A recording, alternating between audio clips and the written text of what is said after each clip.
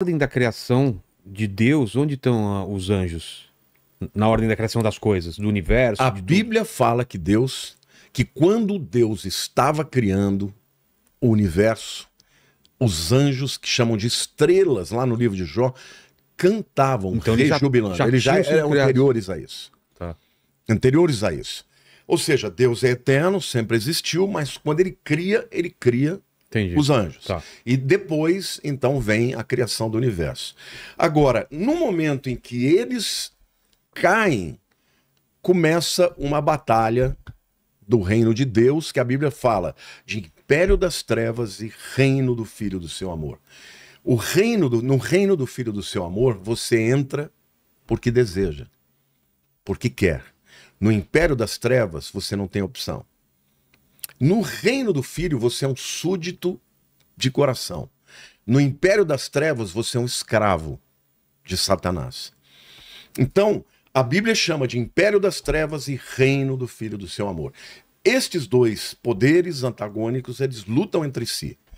E vão lutar até o final dos tempos. E no final dos tempos, a gente sabe que Deus vai dar um basta, vai lançar Satanás no lago de fogo, onde ele vai estar para o resto da eternidade, assim como o anticristo, o falso profeta e todos os demônios. Aliás, a Bíblia diz que Deus não criou o inferno para os homens, mas criou para Satanás e para os seus demônios.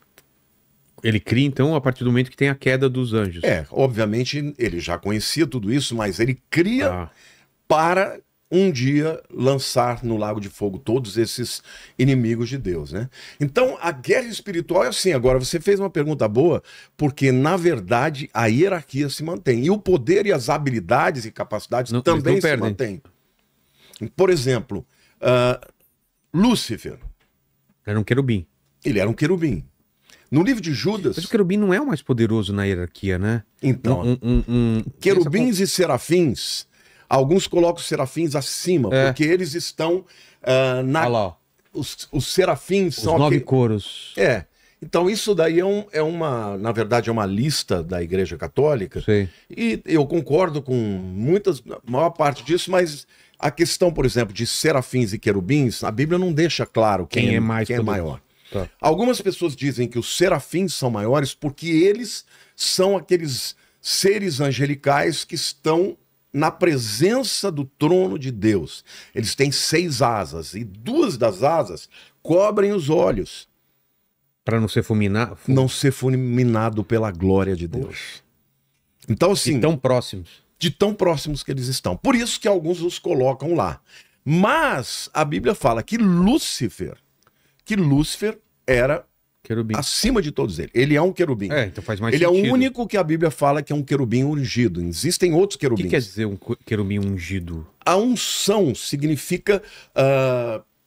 a palavra vem do hebraico de shemen, que significa óleo. Tá. Você derrama um óleo sobre a cabeça de um rei e dessa maneira você declara que ele é autorizado pelo Deus dos deuses para ser o rei da nação de Israel, por exemplo. Agora, isso significa o quê? Capacitado para uma obra específica. Qual era a obra de Lúcifer? A Bíblia diz que quando Deus criou a música, todos os instrumentos musicais faziam parte das vestes de Satanás. Olha que tremendo. Ele era o líder da adoração no céu. Então a Bíblia fala que nas suas vestes tem os símbolos sonoros, tem os instrumentos de corda. A música foi criada para que ele adorasse a Deus no céu. Então, alguns afirmam que não havia nenhum outro tão poderoso quanto ele, a ponto dele ter saído e levado tanta gente. Mas isso é discutível. Mas é discutível? É discutível, porque nessa lista, por exemplo, os serafins estão acima. Nesse sentido. Porque, por exemplo, não sobre ele ter caído. Na rebelião, ele não levou nenhum serafim. O que ele levou? Levou querubins, levou principados. Ele é um querubim que foi, então não é impossível que ele tenha levado um outro querubim. A Bíblia não menciona isso, mas ele era um querubim.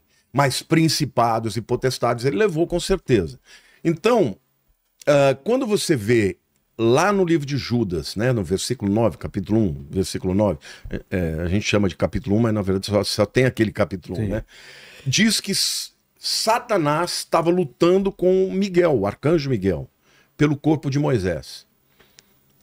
E o arcanjo Miguel... Sempre coloca o Miguel como o que luta com Satanás. Por quê? Porque ele é o mais poderoso? Porque, assim, na verdade, Miguel, ele é o príncipe de Israel. Nós, quando falamos de principados, a gente vai perceber que eles têm uma jurisdição geográfica, territorialista.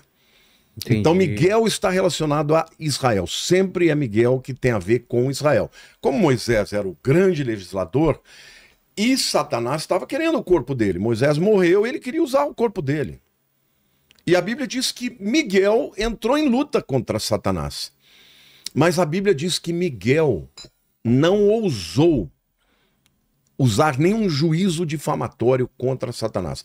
Ou seja, ele não foi na sua própria força. Ele disse, o Senhor te repreenda.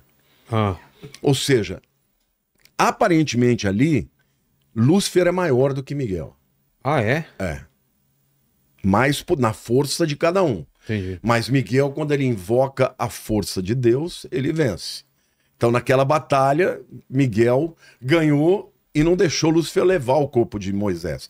Muitos acreditam que se ele levasse, ele ia fazer o povo idolatrar, ia fazer Moisés ressuscitar, fazer alguma coisa para que ele pudesse usar aquilo contra Deus, né? Enganasse o povo. Então, assim, na Bíblia, Satanás parece ser o mais poderoso, não só do império das trevas, mas de todos os seres que foram criados. Mas não é, vamos dizer assim, errada a interpretação de que serafins sejam maiores do que ele. Por quê? Porque eles estão na presença mais São próxima. tipos de características, de poderes diferentes, né? Diferentes. É isso que a gente vai falar. Eu queria começar mostrando alguns textos da Bíblia que tem algumas listas.